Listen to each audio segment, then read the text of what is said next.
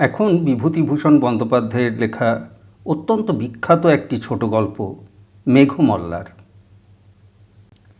দশপারমিতার মন্দিরে সেদিন যখন সাপুড়ের খেলা দেখবার জন্য অনেক মেয়ে পুরুষ মন্দির প্রাঙ্গণে একত্র হয়েছিল, তারই মধ্যে প্রদ্যুম্ন প্রথমে লোকটিকে দেখে। সেদিন ছিল জ্যৈষ্ঠ মাসের সংক্রান্তি। চারিপাশের গ্রাম থেকে মেয়েরা এসেছিল দশপারমিতার পূজা দিতে। সেই উপলক্ষে অনেক সাপুড়ে, গায়ক, বাজিকর মন্দিরে একত্র হয়েছিল। অনেক মালাকর নানা রকমের সুন্দর সুন্দর ফুলের গহনা গড়ে মেয়েদের কাছে বেচবার জন্য এসেছিল। একজন শ্রেষ্ঠী মগধ থেকে দামি রেশমি শাড়ি এনেছিল বেচবার জন্য।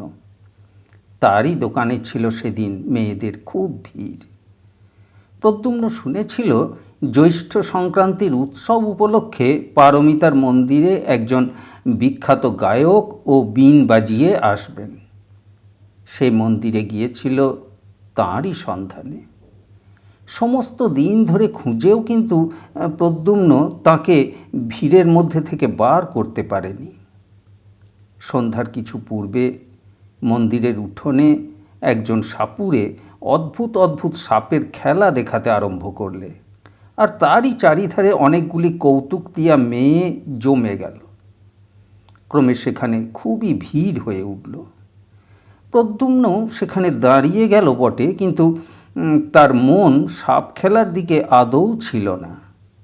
সে ভিড়ের মধ্যে প্রত্যেক পুরুষ মানুষকে মনোযোগের সঙ্গে লক্ষ্য করছিল, যদি চেহারায় ও হাবভাবে বীণ বাজিয়ে ধরা পড়েন।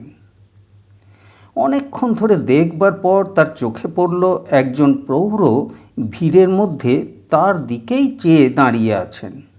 তার পরনে অতি মলিন ও জীর্ণ পরিচ্ছদ। কি জানি কেন প্রদ্যুম্নের মনে হলো এই সেই গায়ক। প্রদ্যুম্ন লোক ঠেলে তাঁর কাছে যাবার উদ্যোগ করতে তিনি হাত উঁচু করে প্রদ্যুম্নকে ভিড়ের বাইরে যেতে ইঙ্গিত করলেন। বাইরে আসতে প্রৌঢ় তাকে জিজ্ঞাসা করলেন, আমি অবন্তীর গাইয়ে সুরদাস, তুমি আমাকে খুঁজছিলে না? প্রদ্যুম্ন একটু আশ্চর্য হলো। তার মনের কথা ইনি জানলেন কি করে? প্রদ্যুম্ন সসম্ভ্রমে জানালে, হ্যাঁ, সে তাকেই খুঁজছিল বটে। প্রৌঢ় বললেন, তুমি আমার অপরিচিত নও। তোমার পিতার সঙ্গে একসময় আমার যথেষ্ট বন্ধুত্ব ছিল। আমি কাশী গেলেই তোমার পিতার সঙ্গে দেখা না করে আসতাম না। তোমাকে ছেলেবেলায় দেখেছি, তোমার বয়স তখন খুব কম। আপনি এখানে এসে কোথায় আছেন? নদীর ধারে একটা ভাঙা মন্দির আছে, জানো? হ্যাঁ, জানি। ওখানে একজন সন্ন্যাসী পূর্বে থাকতেন না? তিনি এখনও ওখানেই আছেন। তুমি যে কোনো একদিন গিয়ে ওখানে আমার সঙ্গে দেখা করো। তুমি তুমি এখানে কোথায় থাকো? এখানকার বিহারে পড়ি, 3 বছর আছি। আপনি আপনি মন্দিরে কতদিন থাকবেন? সে সে তোমাকে বলবো। তুমি এরই মধ্যে একদিন যেও। প্রদ্যুম্ন প্রণাম করে বিদায় নিল। সন্ধ্যা তখনও হয়নি। মন্দিরটা যে ছোট পাহাড়ের উপর ছিল, তারই দুপাশে ঢালু রাস্তা বেয়ে মেয়েরা উৎসব থেকে বাড়ি ফিরছিল। প্রদ্যুম্নের চোখ যেন কার সন্ধানে একবার মেয়েদের ভিড়ের মধ্যে ইতস্তত ধাবিত হলো। পরেই সে আবার তাদের পিছনে ফেলে দ্রুত পদে নামতে লাগলো। আচার্য শীলভদ্র অত্যন্ত কড়া মেজাজের মানুষ। একেই তিনি প্রদ্যুম্নের মধ্যে অন্যান্য ছাত্রদের চেয়ে বেশি চঞ্চলতা ও কৌতুকপ্রিয়তা লক্ষ্য করে তাকে একটু বেশি শাসনের মধ্যে রাখতে চেষ্টা করেন। তার উপরে সে রাত করে বিহারে ফিরলে কি আর রক্ষা থাকবে? বাঁক ফিরতেই বাঁ পাশের পাহাড়ের আড়ালটা সরে গেল। সেখানে সেদিকটা ছিল খোলা। প্রদ্যুম্ন দেখলে দূরে নদীর ধারে মন্দিরটার চূড়া দেখা যাচ্ছে। চূড়ার মাথার উপরকার ছায়াচ্ছন্ন আকাশ বেয়ে ঝাপসা ঝাপসা পাখির দল ডানা মেলে বাসায় ফিরছিল। আরও দূরে একখানা সাদা মেঘের প্রান্ত পশ্চিম দিকের পড়ন্ত রোদে সিঁদুরের মতো রাঙা হয়ে আসছিল। চারিধারে তার শীতোজ্জ্বল মেঘের কাঁচুলি হালকা করে টানা। হঠাৎ পিছন থেকে প্রদ্যুম্নের কাপড় ধরে কে ঈষৎ টানলে। প্রদ্যুম্ন পিছন ফিরে চাইতেই যে কাপড় ধরে টেনেছিল তার চোখে কৌতুকের বিদ্যুৎ খেলে গেল।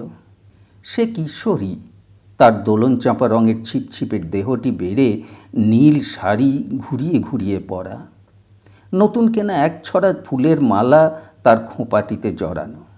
প্রদ্যুম্ন বিস্ময়ের সুরে বলে উঠল, কখন তুমি এসেছিলে সুনন্দা? আমি তোমাকে এত খুঁজলাম, কই দেখতে পেলাম না তো। প্রথমটা কিশোরীর মুখ লজ্জায় লাল হয়ে উঠল।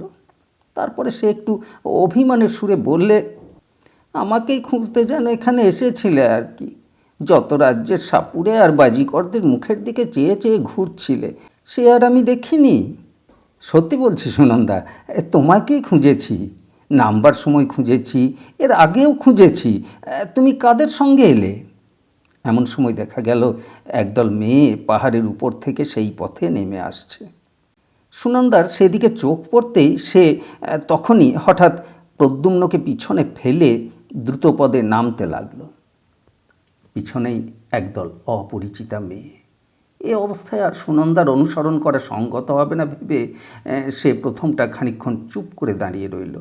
তারপর হতাশা মেশানো ক্রোধে ঘাড় উঁচু করে সে সদর্পে লাফিয়ে লাফিয়ে পথ চলতে লাগল। সন্ধ্যার ঈষৎ অন্ধকারটা কখন মিলিয়ে গিয়েছে। অন্ধকারটাই তরল থেকে তরলতর হতে হতে হঠাৎ কখন জ্যোৎস্নায় পরিণত হয়েছে, অন্যমনস্ক প্রদ্যুম্ন তা মোটেই লক্ষ্য করেনি। যখন তার চমক ভাঙল তখন পূর্ণিমার শুভ্রোজ্জ্বল জ্যোৎস্না পথ ঘাট ধুয়ে দিচ্ছিল। দূর মাঠের গাছপালা জ্যোৎস্নায় ঝাপসা দেখাচ্ছিল। পড়াশোনা তার হয় কি করে? আচার্য পূর্ণবর্ধন ত্রিপিটকের পাঠ অনায়ত্ত দেখে তাকে ভর্ৎসনা করলেই বা কী করা যাবে? এরকম রাত্রে যে যুগ যুগের বিরহীদের মনোবেদনা তার প্রাণের মধ্যে জমে ওঠে, তার অবাধ্য মন যে এই সব পরিপূর্ণ জ্যোৎস্না রাত্রে মহাকর্ঠী বিহারের পাষাণ অলিন্দে মানুষ সুন্দরীদের পিছনে পিছনে ঘুরে বেড়ায়, এর জন্য সেই কি দায়ী? 10 পারমিতার মন্দিরে সন্ধ্যারতির ঘণ্টার ধ্বনি তখনও মিলিয়ে যায়নি। দূরে নদীর বাঁকের ভাঙা মন্দিরে ক্ষীণ আলো জ্বলে উঠল। উৎসব প্রত্যাগত নরনারীর দল জ্যোৎস্না ভরা মাঠের মধ্যে ক্রমে বহু দূরে অদৃশ্য হয়ে গেল। প্রদ্যুম্নের গতি আরও দ্রুত হলো। পথের পাশে একটা গাছ, গাছের নিকট যেতে প্রদ্যুম্নের মনে হলো গাছের আড়ালে কেউ যেন দাঁড়িয়ে আছে। আরেকটু এগিয়ে গাছের পাশে যেতেই তার অত্যন্ত পরিচিত কণ্ঠের হালকা মিষ্টি হাসির ঢেউয়ে সে থমকে দাঁড়িয়ে গেল। দেখল গাছতলায় সুনন্দা দাঁড়িয়ে আছে। গাছের পাতার ফাঁক দিয়ে চিকচিকে জ্যোৎস্নার আলো পড়ে তার সর্বাঙ্গে আলো আঁধারের জাল বুনেছে।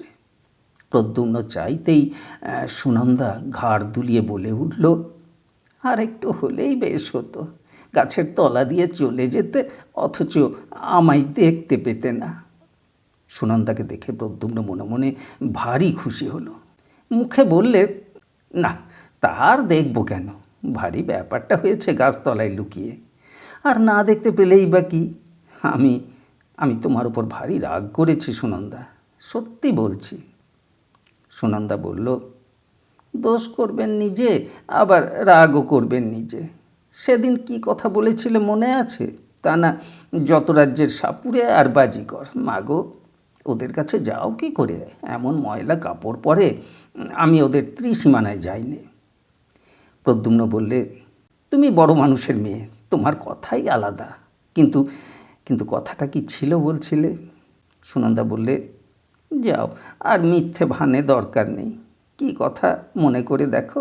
এই সেদিন বললে না। প্রদ্যুম্ন একটুখানি ভেবে বলে উঠল, বুঝতে পেরেছি, সেই বাঁশি। সুনন্দা অভিমানের সুরে বললে, ভেবে দেখো বলেছিলে কি না। আমি দুপুরবেলা থেকে মন্দিরে এসে বসে আছি, একে তো এলেন বেলা করে, তার উপর যাও।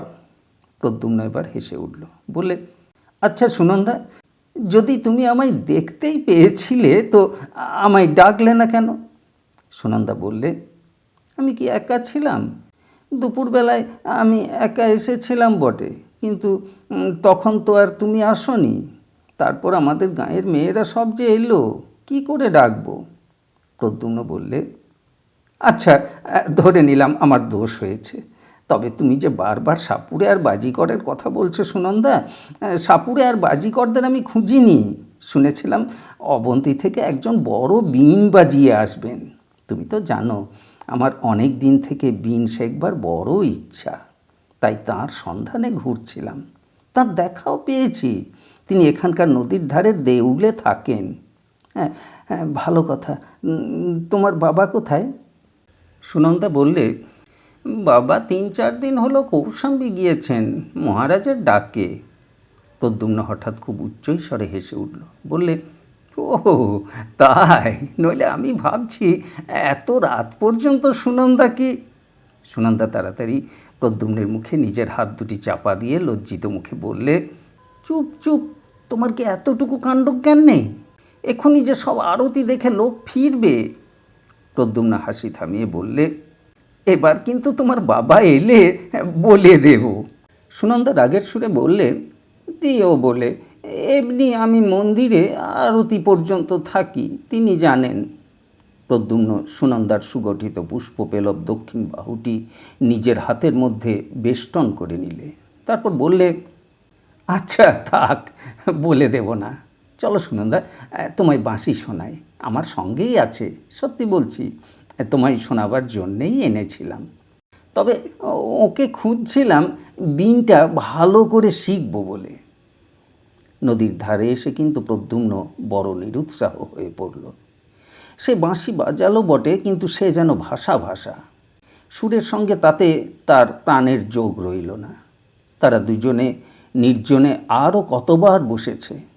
প্রদ্যুম্নের বাঁশি শুনতে সুনন্দা ভালোবাসত বলে প্রদ্যুম্ন যখনই বিহার থেকে বাইরে আসতো বাঁশিটি সঙ্গে আনত। প্রদ্যুম্নের বাঁশির অলস স্বপ্নময় সুরের মধ্যে দিয়ে কতদিন উভয়ের অজ্ঞাতে রোদ ভরা মধ্যাহ্ন গিয়ে সন্ধ্যার অন্ধকার নেমে এসেছে। কিন্তু দুজনে এক হলে প্রদ্যুম্নের এরকম নিরুৎসাহ ভাব তো সুনন্দা আর কখনো লক্ষ্য করেনি। কি জানি কেন প্রদ্যুম্নের বারবার মনে আসছিল সেই জীর্ণ পরিচ্ছদ পরা অদ্ভুত দর্শন গায়ক সুরদাসের কথা। তাদের বিহারের কলাবিদ ভিক্ষু বসুব্রতের আঁকা জড়ার চিত্রের মতোই লোকটা কেমন কুস্ত্রী, লোল চর্ম, শীর্ণ দর্শন। পুরাতন পুঁথির ভূর্জপত্রের মতো ওর পরিচ্ছদের কেমন একটা অপ্রীতিকর মেটে লাল রং। তার পরদিন সকালে প্রদ্যুম্ন নদীর ধারের ভাঙা মন্দিরে গেল। সেটার দেবমূর্তি বহুদিন অন্তর্হিত, সমস্ত গায়ে বড় বড় ফাটল, সাপখোপের বাস। নিকটবর্তী গ্রামবাসীরা সেদিকে বড় একটা কেউ আসত না। একজন আজীবক সন্ন্যাসী আজ প্রায় 7-8 মাস হলো সেখানে বাস করছেন। তাঁরই 2-4 জন অনুগত ভক্ত মাঝে মাঝে আসত যেত বলে মন্দিরের পথ আজকাল অপেক্ষাকৃত ভালো আছে।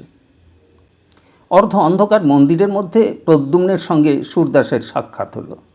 সুরদাস প্রদ্যুম্নকে দেখে খুব আনন্দ প্রকাশ করলেন। তারপর বললেন, চলো বাইরে গিয়ে বসি, এখানে বড় অন্ধকার।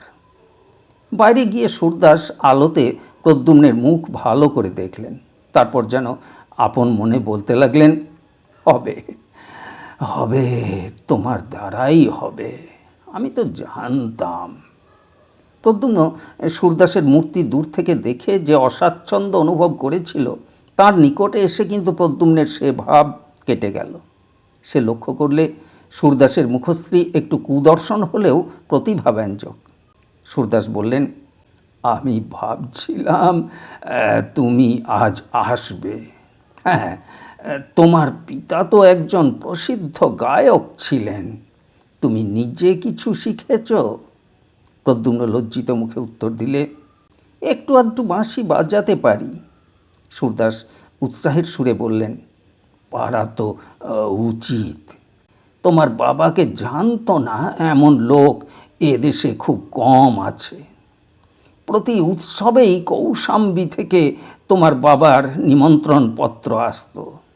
হ্যাঁ, আমি শুনেছি তুমি নাকি বাঁশিতে বেশ মেঘমল্লার আলাপ করতে পারো। প্রদ্যুম্ন বিনীতভাবে উত্তর দিল, বিশেষ কিছু জানি তা নয়, যা মনে আসে তাই বাজায়। তবে তবে মেঘমল্লার মাঝে মাঝে বাজিয়েছি। সুরদাস বললেন, কই কই দেখি তুমি কেমন শিখেছ। বাঁশি সবসময়ই প্রদ্যুম্নের কাছে থাকতো। কখন কোন সময় সুনন্দার সঙ্গে দেখা হয়ে পড়ে বলা যায় না।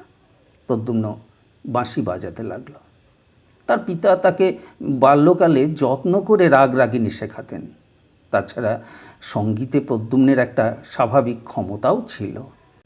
তার আলাপ অতি মধুর হলো।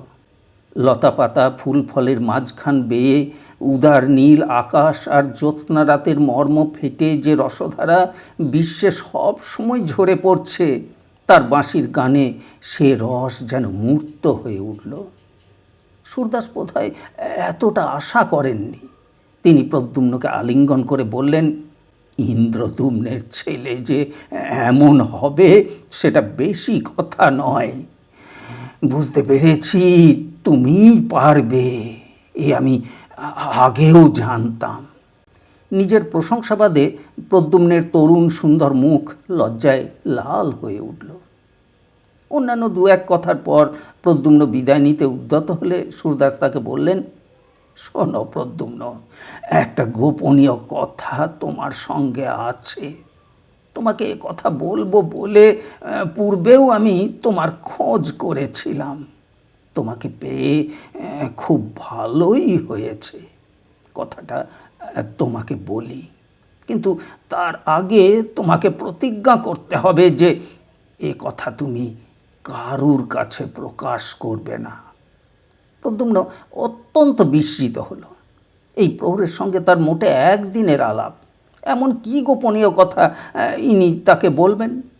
সে বললে, কি কথা না শুনে কি করে? সুরদাস বললেন, তুমি তুমি ভেবো না, কোনো অনিষ্টজনক ব্যাপার হলে আমি তোমাকে বলতাম না। কি কথা জানবার জন্য প্রদ্যুম্নের অত্যন্ত কৌতূহল হলো। সে প্রতিজ্ঞা করলে সুরদাসের কথা সে কারো কাছে প্রকাশ করবে না। সুরদাস গলার স্বর নামিয়ে বলতে লাগলেন,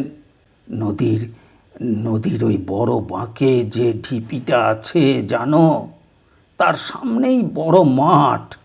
ওই ঢিপিটায় বহু প্রাচীনকালে সরস্বতী দেবীর মন্দির ছিল। শুনেছি এ দেশের যত বড় বড় গায়ক ছিলেন, শিক্ষা শেষ করে সকলেই আগে ওই মন্দিরে এসে দেবীর পূজা দিয়ে তুষ্ট না করে ব্যবসা আরম্ভ করতেন না। সে অনেক দিনের কথা। তারপর মন্দির ভেঙে চুরে ওই দাঁড়িয়েছে। ওই ঢিবিতে বসে আষাঢ়ী পূর্ণিমার রাতে মেঘমল্লার নিখুঁতভাবে আলাপ করলে সরস্বতী দেবী স্বয়ং গায়কের কাছে আবির্ভূতা হন। এ সংবাদ এ দেশে কেউ জানে না। আষাঢ়, শ্রাবণ, ভাদ্র এই 3 মাসের 3 পূর্ণিমায় প্রতিবার যদি তাকে আনতে পারা যায়, তবে তার বরে গায়ক সঙ্গীতে সিদ্ধ হয়। তার বরে সঙ্গীত সংক্রান্ত কোনো বিষয় তখন গায়কের কাছে অজ্ঞাত থাকে না। তবে একটা কথা আছে, যে গায়ক বর প্রার্থনা করবে সে অবিবাহিত হওয়া চায়। তা আমি বলছিলাম, সামনের পূর্ণিমায় তুমি আর আমি এই বিষয়টা চেষ্টা করে দেখব। তুমি কি বলো? সুরদাসের কথা শুনে প্রদ্যুম্ন অবাক হয়ে গেল। তা কি করে হয়? আচার্য বসুব্রত কলাবিদ্যা সম্বন্ধে উপদেশ দিতে দিতে অনেকবার যে বলেছেন, কলা অধিষ্ঠাত্রী দেবী সরস্বতীর যে মূর্তি হিন্দুরা কল্পনা করেন সেটা নিছক কল্পনাই, তার সঙ্গে বাস্তবের কোনো সম্পর্ক নেই। সত্য সত্য তাকে দেখতে পাওয়া এ কি সম্ভব? প্রদ্যুম্ন চুপ করে রইল। সুরদাস একটু ব্যগ্রভাবে জিজ্ঞাসা করলেন, এ এতে এতে কি তোমার অমত আছে? প্রদ্যুম্ন বললে, সেজন্যে নয়, কিন্তু আমি ভাবছিলাম এটা কি করে সম্ভব যে। সুরদাস বললেন, সে বিষয়ে তুমি নিশ্চিন্ত থাকো। এর সত্যতা তুমি নিজের চোখে দেখো। তোমার অমত না থাকলে আমি সামনের পূর্ণিমায় সব ব্যবস্থা করে রাখি। সুরদাসের কথার পর থেকেই প্রদ্যুম্ন অত্যন্ত বিস্ময়ে কৌতূহলে কেমন একরকম হয়ে গিয়েছিল। সে সে ঘাড় নেড়ে বললে, আচ্ছা, রাখবেন, আমি আসব। সুরদাস বললেন, বেশ বেশ, বড় আনন্দিত হলাম। তুমি মাঝে মাঝে একবার করে এখানে এসো। তোমাকেও তৈরি হতে হলে দু একটা কাজ করতে হবে, সে সে বলে দেব। প্রদ্যুম্ন আর একবার সম্মতিসূচক ঘাড় নাড়বার পর সুরদাসের কাছে বিদায় চাইলে। তারপর সে চিন্তিতভাবে বিহারের পথ ধরল। তার মনে হচ্ছিল দেবী সরস্বতী স্বয়ং, শ্বেতপদ্মের মতো নাকি রঙটি তার, না জানি কত সুন্দর তার মুখশ্রী। আচার্য বসুব্রত বলেন বটে, ভদ্রাবতী নদীর ধারে শাল পিয়াল তমাল বনে সেবার ঘনঘোর বর্ষা নামল। সারা আকাশ জুড়ে কোন বিরহিণী পুরসুন্দরীর অযত্ন বিন্যস্ত মেঘবরণ চুলে রাশ এলিয়ে দেওয়া, প্রাবৃত রজনীর ঘনান্ধকার, তার প্রিয়হীন প্রাণের নিবিড় নির্জনতা, দূর বনের ঝোড়ো হাওয়ায় তার আকুল দীর্ঘশ্বাস, তারই প্রতীক্ষাশ্রান্ত আঁখি দুটির অশ্রুহারে ঝরঝর অবিশ্রান্ত বাড়ি বর্ষণ, মেঘমেদুর আকাশের বুকে বিদ্যুৎ চমক, তার হতাশ প্রাণে ক্ষণিক আশার মেঘদূত। আষাঢ়ী পূর্ণিমার রাতে প্রদ্যুম্ন সুরদাসের সঙ্গে নদীর ঘাটে গেল। তারা যখন সেখানে পৌঁছল তখন মেঘ নেমে সমস্ত আকাশ ছেয়ে ফেলেছে। চারিদিক তরল অন্ধকারে অস্পষ্ট দেখাচ্ছে। প্রদ্যুম্ন সুরদাসের কথা মতো নদী থেকে স্নান করে এসে বস্ত্র পরিবর্তন করলে। সঙ্গীর ক্রিয়াকলাপে প্রদ্যুম্ন বুঝতে পারলে তিনি একজন তান্ত্রিক। তাদের বিহারে একজন ভিক্ষু ছিলেন, তিনি যোগাচার্য পদ্মসম্ভবের শিষ্য। সেই ভিক্ষুর কাছে তান্ত্রিক ক্রিয়াকলাপের কিছু কিছু কথা সে শুনেছিল। সুরদাস অনেকগুলো রক্তজবার মালা সঙ্গে করে এনেছিলেন। তার মধ্যে কতকগুলো তিনি নিজে পরলেন, কতকগুলো প্রদ্যুম্নকে পরতে বললেন। ছোট মরার মাথার খুলিতে তেল সলতে দিয়ে প্রদীপ জ্বালালেন। তার পূজার আয়োজনে সাহায্য করতে করতে প্রদ্যুম্ন হাঁপিয়ে পড়ল। ব্যাপারটায় শেষ পর্যন্ত কি দাঁড়ায় দেখবার জন্যে তার মনে এত কৌতূহল হচ্ছিল যে অন্ধকার রাতে একজন প্রায় অপরিচিত তান্ত্রিকের সঙ্গে একা থাকবার ভয়ের দিকটা তার একেবারেই চোখে পড়ল না। অনেক রাত্রে হোম শেষ হলো। সুরদাস বললেন, প্রদ্যুম্ন, তুমি এবার তোমার কাজ আরম্ভ করো। আমার কাজ শেষ হয়েছে। খুব সাবধান, তোমার কৃতিত্বের ওপর এর সাফল্য নির্ভর করছে। তার চোখের কেমন একটা ক্ষুধিত দৃষ্টি যেন প্রদ্যুম্নের ভালো লাগলো না, কিন্তু তবু সে বসে এক মনে বাঁশিতে মেঘমল্লার আলাপ আরম্ভ করলে। তখন আকাশ বাতাস নীরব। অন্ধকারে সামনের মাঠটায় কিছু দেখবার উপায় নেই। শালবনের ডালপালায় বাতাস লেগে একরকম অস্পষ্ট শব্দ হচ্ছে। বড় মাঠের পাড়ে শালবনের কাছে দিক চক্রবালের ধারে নৈশ প্রকৃতি পৃথিবীর বুকের অন্ধকার পুষ্পসজ্জায় তার অঞ্চল বিছিয়েছে। শুধু বিশ্রাম ছিল না ভদ্রাবতীর। সে কোন অনন্তের সঙ্গে নিজেকে মিশিয়ে দেবার আকুল আগ্রহে এক টানা বয়ে চলেছে, মৃদু গুঞ্জনে আনন্দ সঙ্গীত গাইতে গাইতে, কুলে তাল দিতে দিতে। হঠাৎ সামনের মাঠটা থেকে সমস্ত অন্ধকার কেটে গিয়ে সারা মাঠটা তরল আলোকে প্লাবিত হয়ে গেল। প্রদ্যুম্ন সবিস্ময়ে দেখল মাঠের মাঝখানে শত পূর্ণিমার জ্যোৎস্নার মতো অপরূপ আলোর মণ্ডলে কে এক জ্যোৎস্নাবরণী অনিন্দ সুন্দরী মহিমাময়ী তরুণী। তার নিবিড় কৃষ্ণ কেশরাজি অযত্ন বিন্যস্তভাবে তার অপূর্ব গ্রীবাদেশের পাশ দিয়ে ছড়িয়ে পড়েছে। তার আয়ত নয়নের দীর্ঘ কৃষ্ণপঙ্খ কোন স্বর্গীয় শিল্পীর তুলি দিয়ে আঁকা। তার তুষার ধবল বাহুবল্লী দিব্য পুষ্পাভরণে মণ্ডিত। তার ক্ষীণ কোটি নীল বসনের মধ্যে অর্ধলুক্কায়িত মণিমেখলায় দীপ্তিমান। তার তার রক্ত কমলের মতো পা দুটিকে বুকে পেতে নেবার জন্যে মাটিতে বাসন্তী পুষ্পের দল ফুটে উঠেছে। হ্যাঁ হ্যাঁ, এই তো দেবী বীণা। এর বীণার মঙ্গল ঝঙ্কারে দেশে দেশে শিল্পীদের সৌন্দর্য তৃষ্ণা সৃষ্টিমুখী হয়ে উঠেছে। এর আশীর্বাদে দিকে দিকে সত্যের প্রাণ প্রতিষ্ঠা হচ্ছে। এরই প্রাণের ভাণ্ডারে বিশ্বের সৌন্দর্য সম্ভার নিত্য অফুরন্ত রয়েছে। শাশ্বত এর মহিমা, অক্ষয় এর দান, চিরনূতন এর বাণী। প্রদ্যুম্ন চেয়ে থাকতে থাকতে দেবীর মূর্তি অল্পে অল্পে মিলিয়ে গেল। জ্যোৎস্না আবার ম্লান হয়ে পড়ল, বাতাস আবার নিস্তেজ হয়ে বইতে লাগল। অনেকক্ষণ প্রদ্যুম্নের কেমন যেন একটা মোহের ভাব দূর হলো না। সে যা দেখল এ স্বপ্ন না সত্য। অবশেষে সুরদাসের কথাই তার চমক ভাঙল। সুরদাস বললেন, আমার আমার এখনো কাজ আছে, তুমি ইচ্ছা করলে যেতে পারো। কেমন, আমার কথা মিথ্যা নয়, দেখলে তো? সুরদাসের কথা কেমন অসংলগ্ন বোধ হতে লাগলো। তার মুখের দিকে চেয়ে প্রদ্যুম্ন দেখলে তার চোখ দুটো যেন অর্ধ অন্ধকারের মধ্যে জ্বলজ্বল করছে। তার কাছ থেকে বিদায় নিয়ে সে যখন বিহারের দিকে রওনা হলো, পূর্ণিমার চাঁদকে তখন মেঘে প্রায় ঢেকে ফেলেছে। একটু একটু জ্যোৎস্না যা আছে তা কেমন হলদে রঙের। গ্রহণের সময় জ্যোৎস্নার এরকম রং সে কয়েকবার দেখেছে।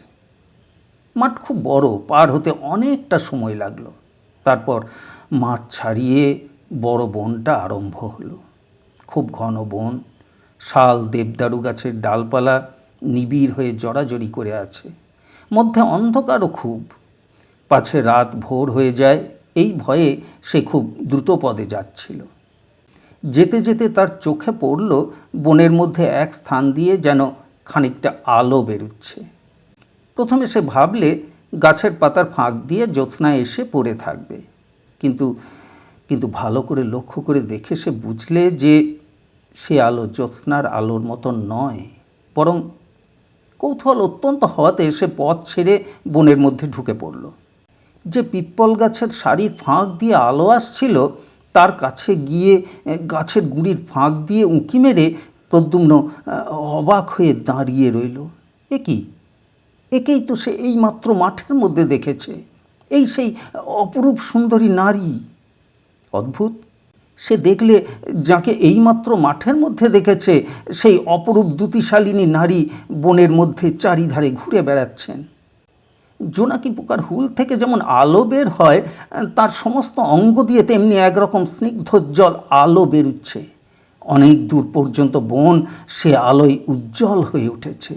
আর একটু নিকটে গিয়ে সে লক্ষ্য করলে তার আয়ত চক্ষু দুটি অর্ধনিমীলিত, যেন যেন কেমন নেশার ঘোরে তিনি চারিপাশে হাতড়ে পার হবার পথ খুঁজে বেড়াচ্ছেন, কিন্তু কিন্তু তা না পেয়ে পিপ্পল গাছগুলোর চারিধারে চক্রাকারে ঘুরছেন।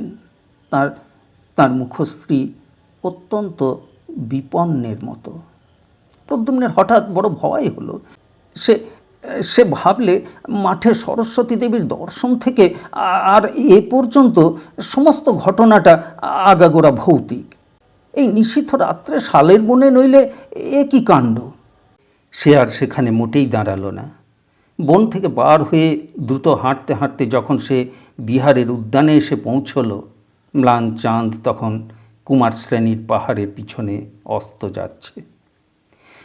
ভোর রাত্রে শয্যায় শুয়ে ঘুমিয়ে পড়ে সে স্বপ্ন দেখলে ভদ্রাবতীর গভীর কালো জলের তলায় রাতের অন্ধকারে কে এক দেবী পথ হারিয়ে ফেলেছেন। তিনি যতই ওপরে উঠবার চেষ্টা পাচ্ছেন, জলের ঢেউ তাকে ততই বাধা দিচ্ছে। নদীর জলে তার অঙ্গের জ্যোতি ততই নিভে আসছে, অন্ধকার ততই তার চারিপাশে গাঢ় হয়ে আসছে। নদীর মাছগুলো তার কোমল পা দুখানি ঠুকরে রক্তাক্ত করে দিচ্ছে। ব্যথিত দেহা বিপন্না বেপথুমতী দেবীর দুঃখ দেখে একটা বড় মাছ দাঁত বার করে হিংস্র হাসি হাসছে। মাছটার মুখ গায়ক সুরদাসের মতো। প্রদ্যুম্ন ভোরে উঠেই আচার্য পূর্ণবর্ধনের কাছে গিয়ে সুরদাসের সঙ্গে প্রথম দেখার দিন থেকে গত রাত্রি পর্যন্ত সমস্ত ব্যাপার খুলে বললে। আচার্য পূর্ণবর্ধন বৌদ্ধ দর্শনের অধ্যাপক ছিলেন। মঠের ভিক্ষুদের মধ্যে তিনি ছিলেন সর্বাপেক্ষা প্রাচীন ও বিজ্ঞ। এজন্য সকলেই তাঁকে শ্রদ্ধা করত। তিনি সব শুনে বিস্মিত হলেন। সঙ্গে সঙ্গে তার চোখের দৃষ্টি শঙ্কাকুল হয়ে উঠল। তিনি জিজ্ঞাসা করলেন, এ কথা আগে জানাওনি কেন? তিনি নিষেধ করেছিলেন। আমি তার কাছে প্রতিজ্ঞা। বুঝেছি, তবে এখন বলতে এসেছ কেন? এখন আমার মনে হচ্ছে আমি কার যেন কি অনিষ্ট করেছি। পূর্ণবর্ধন একটুখানি কি ভাবলেন, তারপর বললেন, এই রকম একটা কিছু ঘটবে তা আমি জানতাম। পদ্মসম্ভব আর তার কতকগুলো কাণ্ড জ্ঞানহীন তান্ত্রিক শিষ্য দেশের ধর্মকর্ম লোপ করতে বসেছে। স্বার্থসিদ্ধির জন্য এরা না করতে পারে এমন কোনো কাজই নেই। আর আমি বেশ দেখছি প্রদ্যুম্ন যে তোমার এই অবাধ্যতা ও অযথা কৌতুক প্রিয়তাই তোমার সর্বনাশের মূল হবে। তুমি কাল রাতে অত্যন্ত অন্যায় কাজ করেছ। তুমি দেবী সরস্বতীকে বন্দিনী করবার সহায়তা করেছ। এবার প্রদ্যুম্নের বিস্মিত হবার পালা। তার মুখ দিয়ে কোনো কথা বার হলো না। পূর্ণবর্ধন বললেন, এই সব কুসংসর্গ থেকে দূরে রাখবার জন্যেই আমি বিহারের কোনো ছাত্রকে বিহারের বাইরে যাবার অনুমতি দিই নে। কিন্তু যাক, তুমি ছেলে মানুষ, তোমারই বা দোষ কি? আচ্ছা, এই সুরদাসকে দেখতে কি রকম বলো দেখি। প্রদ্যুম্ন সুরদাসের আকৃতি বর্ণনা করলে। পূর্ণবর্ধন বললেন, আমি জানি তুমি যাকে সুরদাস বলছো তার নাম সুরদাস নয়, বা তার বাড়ি অবন্তীতেও নয়। এ হচ্ছে প্রসিদ্ধ কাপালিক গুণাঢ্য। কার্যসিদ্ধির জন্য তোমার কাছে মিথ্যা নাম বলেছে। প্রদ্যুম্ন অধীরভাবে বলে উঠল, কিন্তু আপনি যে বলেছেন। পূর্ণবর্ধন বললেন, সেই ইতিহাস বলছি, শোনো। নদীর ধারে যে সরস্বতী মন্দিরের ভগ্নস্তূপ আছে, ওটা হিন্দুদের একটা অত্যন্ত বিখ্যাত তীর্থস্থান। প্রায় 200 বৎসর পূর্বে একজন তরুণ গায়ক ওখানে থাকত। তখন মন্দিরের খুব সমৃদ্ধির অবস্থা ছিল না।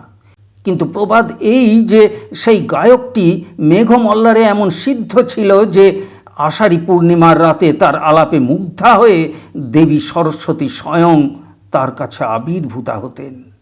সেই থেকে ওই মন্দির এক প্রসিদ্ধ তীর্থস্থান হয়ে ওঠে।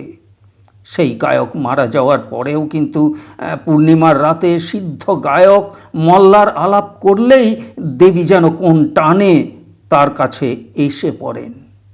এই গুণাঢ্য একবার অবন্তীর প্রসিদ্ধ গায়ক সুরদাসের সঙ্গে ওই ঢিবিতে উপস্থিত ছিল। সুরদাস মেঘমল্লার সিদ্ধ ছিলেন। তার গানে নাকি সরস্বতী দেবী তার সম্মুখে আবির্ভূতা হয়ে তাকে বর প্রার্থনা করতে বলেন। সুরদাস প্রার্থনা করেন তিনি যেন দেশের সঙ্গীতজ্ঞ ব্যক্তিদের মধ্যে শ্রেষ্ঠ আসন প্রাপ্ত হন। দেবী সরস্বতী তাকে সেই বরই দেন।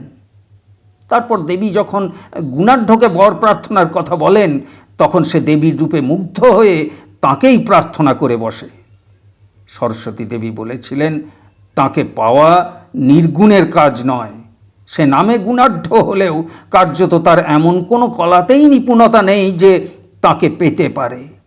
অনেক জীবন ধরে সাধনার প্রয়োজন। সরস্বতী দেবী অন্তর্হিত হওয়ার পর মূর্খ গুণাঢ্যের মোহ আরও বেড়ে যায়, আর সেই সঙ্গে সঙ্গে দেবীর উপর তার অত্যন্ত রাগ হয়। সে তন্ত্রোক্ত মন্ত্র বলে দেবীকে বন্দিনী করবার জন্য উপযুক্ত তান্ত্রিক গুরু খুঁজতে থাকে।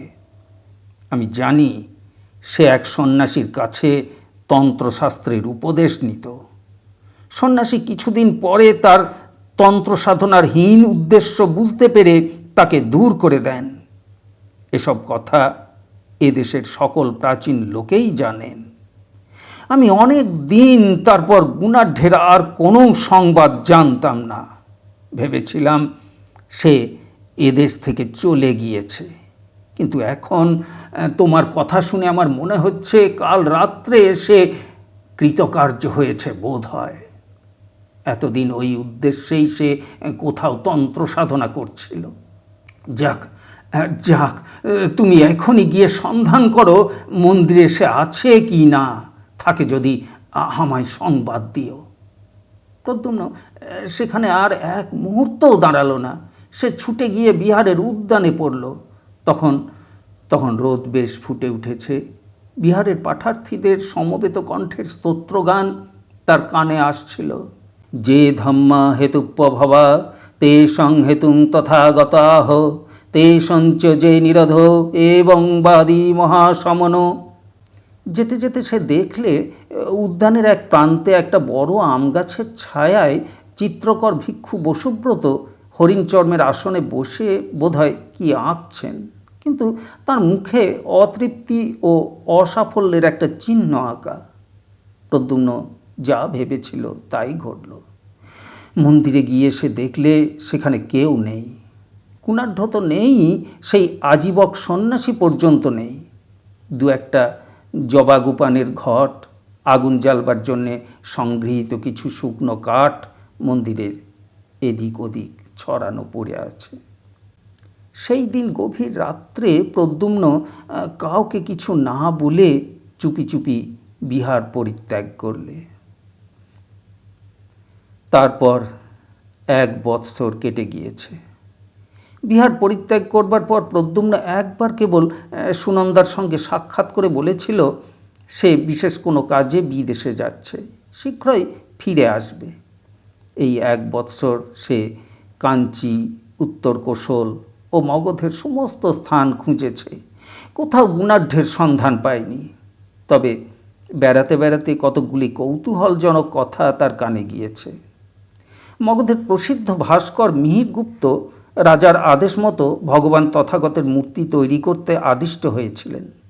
1 বৎসর পরিশ্রম করে তিনি যে মূর্তি গড়ে তুলেছেন তার মুখশ্রী এমন রূঢ় ও ভাববিহীন হয়েছে যে তা বুদ্ধের মূর্তি কি মগধের দুর্দান্ত দস্যু দমনকের মূর্তি তা সে দেশের লোক ঠিকমতো বুঝতে পারছে না। তক্ষশিলার বিখ্যাত দার্শনিক পণ্ডিত যমুনাচার্য মীমাংসা দর্শনের ভাষ্য প্রণয়ন করতে নিযুক্ত ছিলেন। হঠাৎ তার নাকি এমন দুর্দশা ঘটেছে যে তিনি আর সূত্রের অর্থ করে উঠতে না পেরে আবার বৈদিক ব্যাকরণের সুবন্ত প্রকরণ থেকে পড়তে আরম্ভ করেছেন। মহাকর্ঠী বিহারের চিত্রবিদ্যা শিক্ষক ভিক্ষু বসুব্রত বুদ্ধ ও সুজাতা নামক তাঁর চিত্রখানা বৎসরাবধি চেষ্টা করেও মনের মতো করে এঁকে উঠতে না পেরে বিরক্ত হয়ে ওদিকে একেবারে ছেড়ে দিয়ে সম্প্রতি নাকি শাকুন শাস্ত্রের চর্চায় অত্যন্ত উৎসাহ দেখাচ্ছেন। একদিন প্রদ্যুম্ন সন্ধান পেল উরুবিল্ল গ্রামের কাছে একটা নির্জন স্থানে একজন গো চিকিৎসক এসে বাস করছেন। তার চেহারার বর্ণনার সঙ্গে সুরদাসের আকৃতির অনেকটা মিল হলো। তখনই সে গ্রামে গিয়ে অনেককে জিজ্ঞাসা করলে, কিন্তু গো চিকিৎসকের সন্ধান কেউ দিতে পারলে না।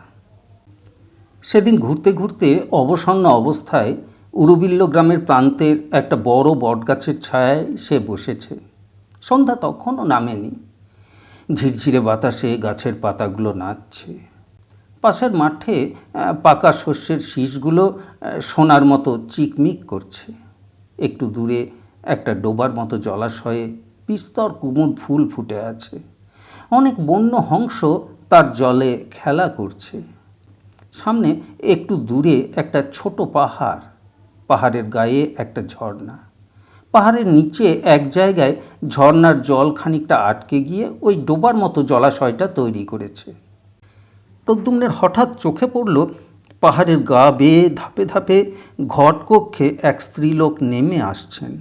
দেখে তার মনে কেমন সন্দেহ হওয়াতে সে এগিয়ে গেল। ডোবার একদিকের উঁচু পাড়ে গিয়ে দেখেই তার মাথাটা যেন ঘুরে উঠল। এই তো তিনি, ভদ্রাবতীর তীরে শালবনে ইনিই তো পথ হারিয়ে ঘুরছিলেন। মাঠের মধ্যে জ্যোৎস্না রাতে একেই তো সে দেখেছিল। তবে তবে তার অঙ্গের সে জ্যোতির এক কণাও আর নেই। পরনে পরনে অতি মলিন এক বস্ত্র, কিন্তু কিন্তু সেই চোখ, সেই সুন্দর গঠন। দাঁড়িয়ে দাঁড়িয়ে দেখে তার আর কোনো সন্দেহ রইল না যে এই তিনি। তার মনের মধ্যে গোলমাল বেঁধে গেল। সে উত্তেজনার মাথায় বিহার ছেড়ে সুরদাসের খোঁজ করে বেড়াচ্ছিল বটে, কিন্তু কিন্তু দেখা পেলে কি করবে তা সে ভাবেনি। কাজেই কাজেই সে একরকম লুকিয়েই সেখান থেকে চলে এলো। রোজ রোজ সন্ধ্যায় প্রদ্যুম্ন এসে বটগাছটার তলায় বসে। রোজ সন্ধ্যার আগে দেবী পাহাড়ের গায়ের পথ বেয়ে নেমে আসেন। আবার আবার সন্ধ্যার সময় ঘট কক্ষে ধাপে ধাপে উঠে চলে যান। সে সে রোজ বসে বসে দেখে। এই রকমে কিছুদিন কেটে গেল। একদিন প্রদ্যুম্ন মাঠের গাছতলায় চুপ করে বসে আছে। সেই সময় দেবী জলাশয়ে নামলেন। সেও কি ভেবে ডোবার এই দিকের পাহাড়ের দিকে দাঁড়ালো। দেখল দেবী ঘর নামিয়ে রেখে কুমুদ ফুল সংগ্রহে বড় ব্যস্ত। একটা বড় ফুল জলাশয়ের এপারের দিকে এগিয়ে বেশি জলে ফুটেছিল। তিনি সেটা সংগ্রহের জন্য খানিকটা বৃথা চেষ্টা করবার পর চোখ তুলে অপর পারে প্রদ্যুম্নকে দেখতে পেয়ে হঠাৎ একটু অপ্রতিভের হাসি হাসলেন। তারপর হাসি মুখে তার দিকে চেয়ে বললেন, ফুলটা আমায় তুলে দেবে? দিই, যদি আপনি এক কাজ করেন। কি বলো? আমায় কিছু খেতে দেবেন? আমি সমস্ত দিন কিছু খাইনি। দেবীর মুখে ব্যথার চিহ্ন দেখা দিল। বললেন, আহা, তা এতক্ষণ বলনি কেন? এপারে এসো, থাকবে ফুল। প্রদ্যুম্ন জলে নেমে ফুলটা সংগ্রহ করে ওপারে গেল। দেবী বললেন, তুমি তুমি মাঠের মাঝের ওই বড় গাছটির তলায় রোজ বসে থাকো না? প্রদ্যুম্ন তাঁর হাতে ফুলটা দিয়ে বললে, হ্যাঁ, আমিও দেখি আপনি সন্ধ্যার সময় রোজই জল নিতে আসেন। দেবী হাসি মুখে বললেন, ওই পাহাড়ের ওপরই আমাদের ঘর। তুমি এসো আমার সঙ্গে, তোমায় খেতে দিই গে। হঠাৎ দেবী কেমন এক প্রকার বিহ্বল চোখে চারিদিকে চাইলেন। তারপর পাহাড়ের গায়ে কাটা ধাপ বেয়ে উঠতে লাগলেন। প্রদ্যুম্ন পিছনে পিছনে চলল। পাহাড়ের উপরে উঠে গিয়ে একটু দূরে বুনো বাঁশঝাড়ের আড়ালে বেশ পরিষ্কার পরিচ্ছন্ন একটা ছোট কুটির। দেবী বন্ধ দুয়ার খুলে ঘরের মধ্যে গিয়ে প্রদ্যুম্নকে বললেন, এসো। প্রদ্যুম্ন দেখলে কুটিরে কেউ নেই। জিজ্ঞাসা করলে, আপনি কি এখানে একা থাকেন? দেবী বললেন, না, এক সন্ন্যাসী আমায় এখানে সঙ্গে করে এনেছেন। তিনি কি করেন জানি নে, কিন্তু মাঝে মাঝে এখান থেকে চলে যান। 5-6 দিন পরে আসেন। তুমি এখানে বসো। দেবী মাটির ঘট পূর্ণ করে তাকে জবাগু পান করতে দিলেন। স্বাদ অমৃতের মতো। এমন সুস্বাদু জবাগু সে পূর্বে কখনো পান করেনি।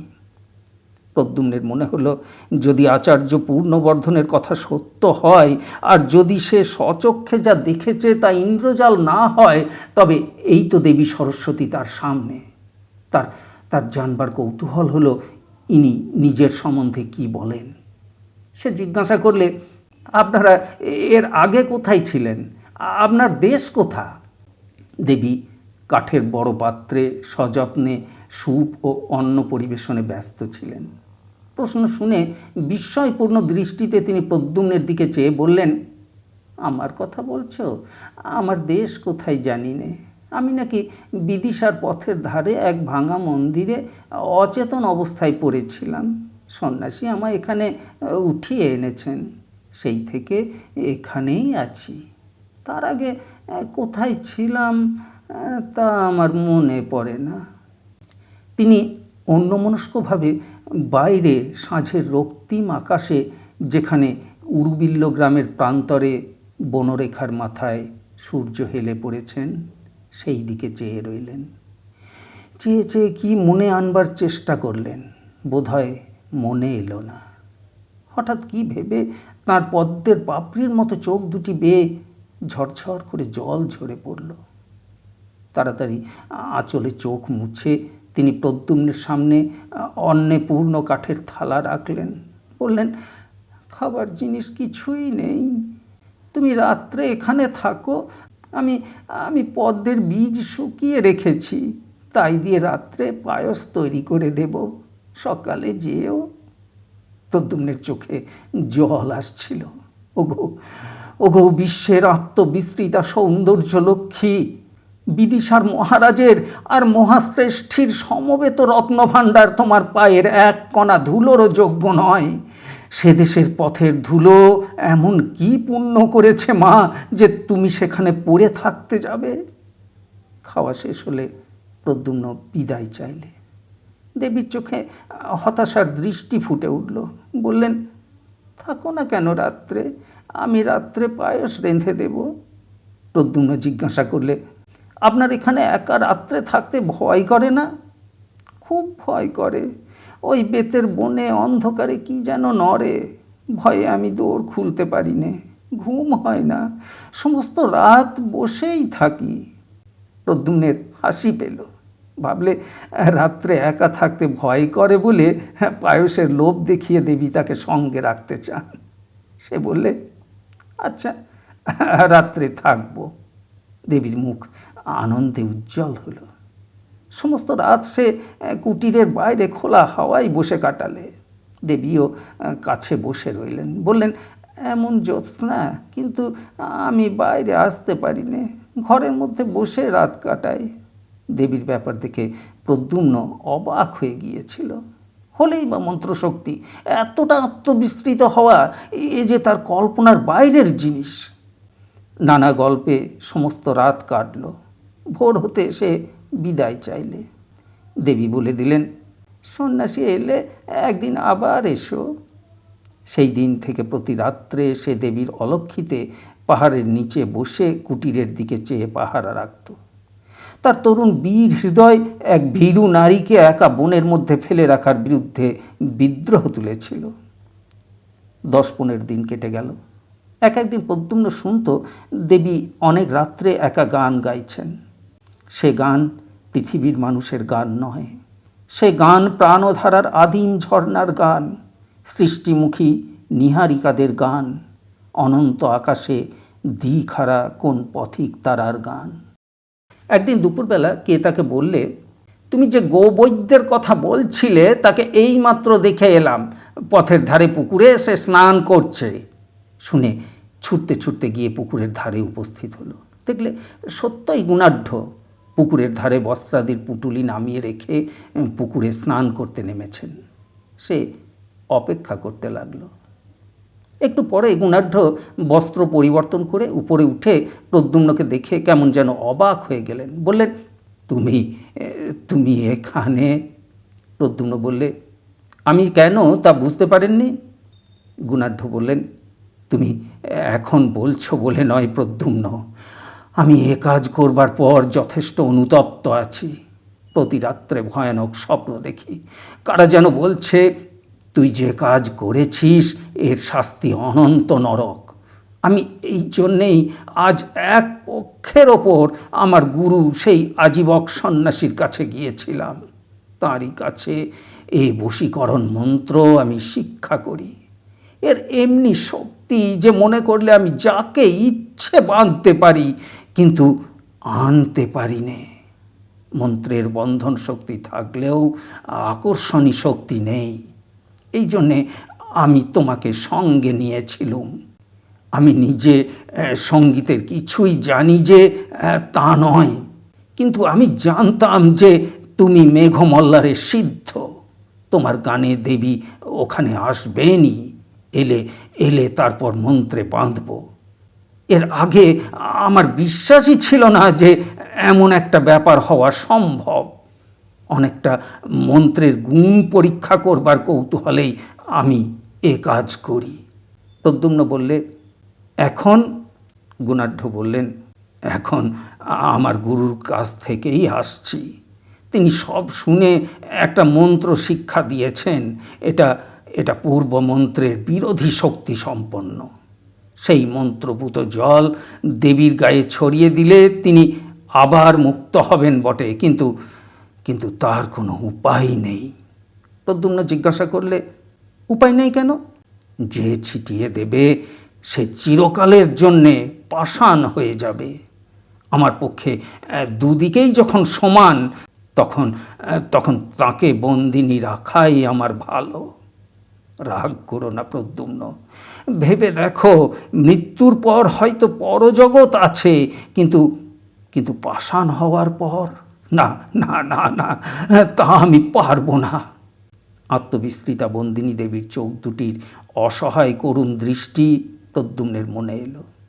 যদি তা না হয়, তাহলে তাকে যে চিরদিন বন্দিনী থাকতে হবে। যুগে যুগে যে উদার উচ্চ প্রেরণা আগে এসে তরুণদের নির্মল প্রাণে পৌঁছয়, আজও প্রদ্যুম্নের প্রাণের বেলায় তার ঢেউ এসে লাগলো। সে ভাবলে একটা জীবন্ত তুচ্ছ। তার রাঙা পা দুখানিতে একটা কাঁটা ফুটলে তা তুলে দেবার জন্যে আমি শতবার জীবন দিতে প্রস্তুত। হঠাৎ হঠাৎ গুণাঢ্যের দিকে চেয়ে এসে বললে, চলুন, আপনার সঙ্গে যাব, আমায় আমায় সেই মন্ত্রপুত জল দেবেন। গুণাঢ্য বিস্ময়ে প্রদ্যুম্নের দিকে চেয়ে বললেন, বেশ করে ভেবে দেখো, এ ছেলে খেলা নয়, এ কাজ। প্রদ্যুম্ন বললে, চলুন আপনি। তারা যখন কুটিরের নিকটবর্তী হলো, তখন গুণাঢ্য বললেন, প্রদ্যুম্ন, আর একবার ভালো করে ভেবে দেখো, কোনো মিথ্যা আশায় ভুলো না। এ থেকে তোমায় উদ্ধার করবার ক্ষমতা কারুর হবে না, দেবীরও না। মন্ত্র বলে তোমার প্রাণ শক্তি চিরকালের জন্য জড়ো হয়ে যাবে। বেশ বুঝে দেখো, মন্ত্রশক্তি নির্মম, অমোঘ, কাউকে রেহাই দেবে না। প্রদ্যুম্ন বললে, আপনি কি ভাবেন আমি কিছু গ্রাহ্য করি? কিছু না, চলুন। কুটিরে তারা যখন গিয়ে উপস্থিত হলো, তখন রোদ বেশ পড়ে এসেছে। দেবী কুটিরের বাইরে ঘাসের উপর অন্যমনস্কভাবে চুপ করে বসেছিলেন। প্রদ্যুম্নকে আসতে দেখে তিনি অত্যন্ত আনন্দিত হলেন। হাসি মুখে বললেন, এসো এসো, আমি তোমার কথা প্রায়ই ভাবি। তোমায় সেদিন কিছু খেতে দিতে না পেরে আমার মন খুব খারাপ হয়েছিল। এখন তুমি এখানে কিছুদিন থাকো। তিনি দুজনকে খেতে দেবার জন্য ব্যস্ত হয়ে কুটিরের মধ্যে চলে গেলেন।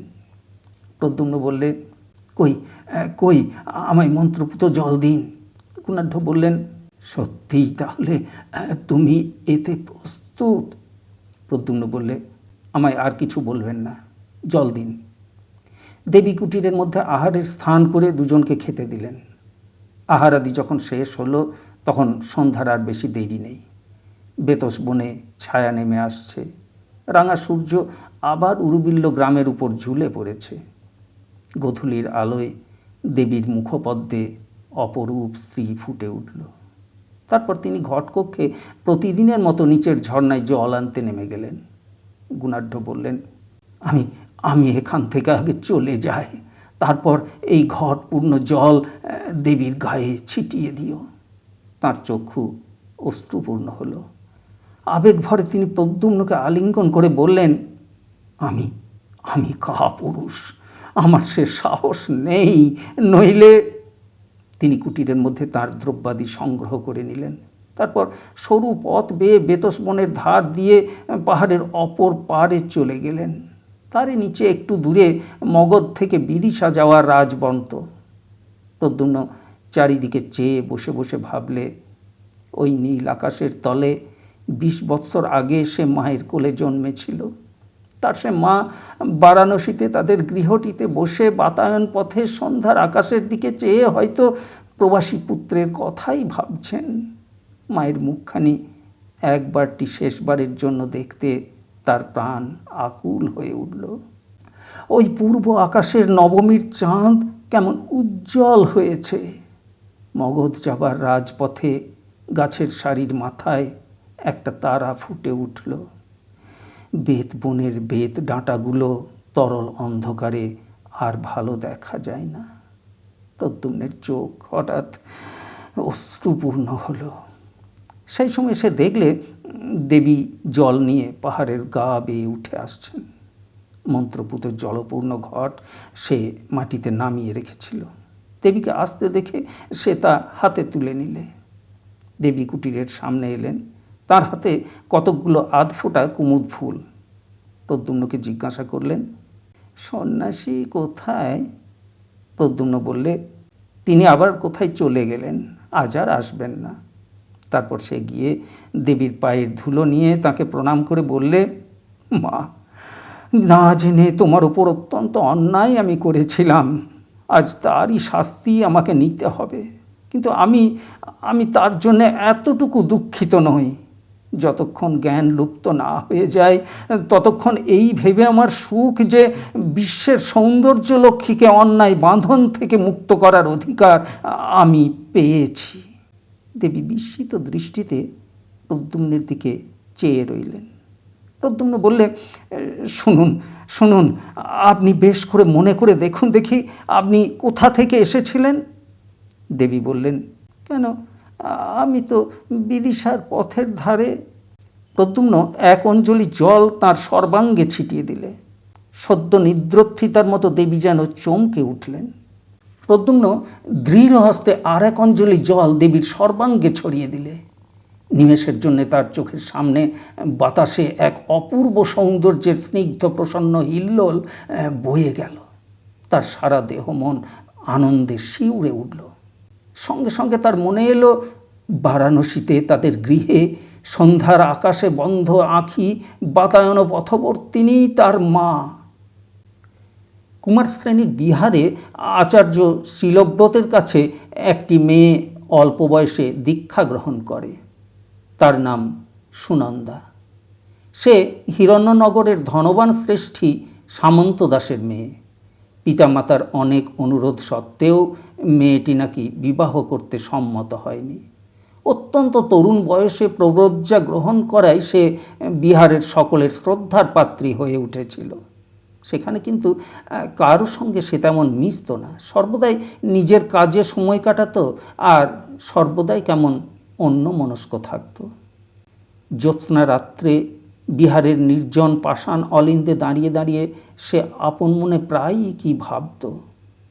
মাঠের জ্যোৎস্না জাল কাটিয়ে অনেক রাতে কাউকে বিহারের দিকে আসতে দেখলে সে এক দৃষ্টে সেদিকে চেয়ে থাকত, যেন যেন কতদিন আগে তার যে প্রিয় আবার আসবে বলে চলে গিয়েছিল, তারই আসবার দিন গুনে গুনে এ শ্রান্ত শান্ত ধীর পথ যাওয়া। প্রতি সকালে সে কার প্রতীক্ষায় উন্মুক্ত হয়ে রইত। সকাল কেটে গেলে ভাবত বিকালে আসবে, বিকাল কেটে গেলে ভাবত সন্ধ্যায় আসবে।